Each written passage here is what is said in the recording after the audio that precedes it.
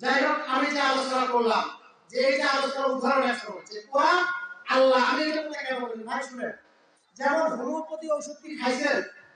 Homeopathy ওষুধ ডাক্তারের কাছে যাবে, আমি বই বই গেল, ওনার কিন্তু দোকান আছে।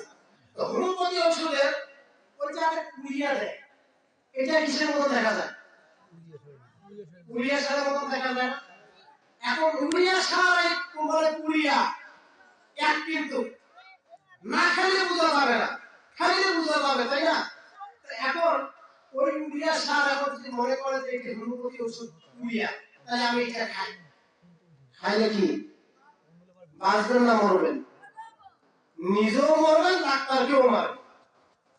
এই যে হোমিওপ্যাথি ঔষধ সারা বাংলাদেশের মধ্যে আটা পাউডার, যদি আপনারা মনে করেন পাউডার আর আটা একই মতন, পাউডার না বেগে আটা বাকি হবে, তাহলে পাউডার আটা দেখে না একই রকম কালার পার্থক্য আছে, দেখা যায় একই রকম। আল্লাহ বুঝাচ্ছে তোমরা মুসলমান দাবি করো, ঠিক আছে, কিন্তু মুসলমানের তারা হচ্ছে মুসলমানের মতো, কিন্তু তারা মুসলমান নয়, কারণ তারা মুসলমান নয়। কথা বলতে মুসলমানের মতো মুসলমান দাঁড়িয়ে আছে, টুপি আছে, নামাজও পড়ে শুক্রবার, আবার ওয়াজ মাহফিলও আসে, কিন্তু যখন সুদের বিরুদ্ধে যায়, ঘুষের বিরুদ্ধে যায়, তখন কি এই হুজুর কিংবা ঘুষ ছাড়া আলোচনা নাই, কোরআনে ঘুষ ছাড়া কোনো কথা নাই।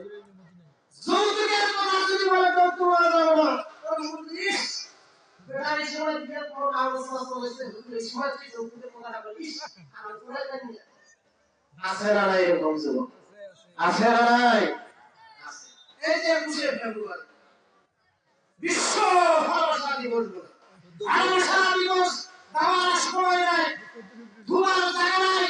14 ফেব্রুয়ারি লাইন ডে বলে ডে ডে পুরা পুরা নর্তকী ইহুদি খ্রিস্টান এর ইতিহাস আপনারা যদি জানেন, এটা আসলে কোথা থেকে, এটার উৎপত্তি কোথা থেকে, এর শুরু হয় কোথা থেকে, এর ইতিহাস জানলে আপনারা মুসলমান আজকে এই কাজ করতেন না।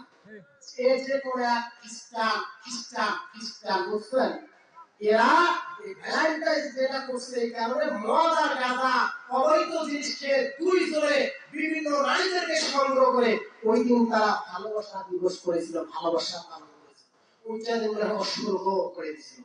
আর ওইটার ইতিহাস না জেনে আজকে মুসলমানের 99% মুসলমানের পরিবার থেকে কন্যা সন্তানরা রাস্তায় বের হয়। আমি কালকে দেখেছিলাম এই আপনার 21শে ফেব্রুয়ারি যে গেল, 14 ফেব্রুয়ারি যে গেল, আজকে 15-14, এই 14 ফেব্রুয়ারি এই মেয়েরা বিশেষ করে 14 থেকে 15, 16 থেকে 18, এরা যে শাড়ি পরেছে, এই শাড়িগুলো পরে রাস্তায় যেভাবে বাইর হয়েছে, বাংলাদেশের যুবক এখনো ভালো, বাংলাদেশের যুবক এখনো সোনার মানুষ, তাদেরকে এই অবস্থা দেখে তাদেরকে ছিঁড়ে খায় নাই। এটাই হচ্ছে বড় যুবকদের প্রমাণ দিয়েছে বাংলাদেশের যুবক। তোমরা শাড়ি পরে শরীর অঙ্গ করে রাস্তা দিয়ে হাঁটবে, আর আমাদের যুবকরা দেখে তোমাদেরকে কি করবে? বাবা দিবে। নেগেটিভ আর পজিটিভ অ্যাকচুয়ালি কি হয় ভাই? কি হয়? কালেকশন হলে কি হয়? কালেকশন হলে পাস্ট হয়, আগুন হয়, আগুন।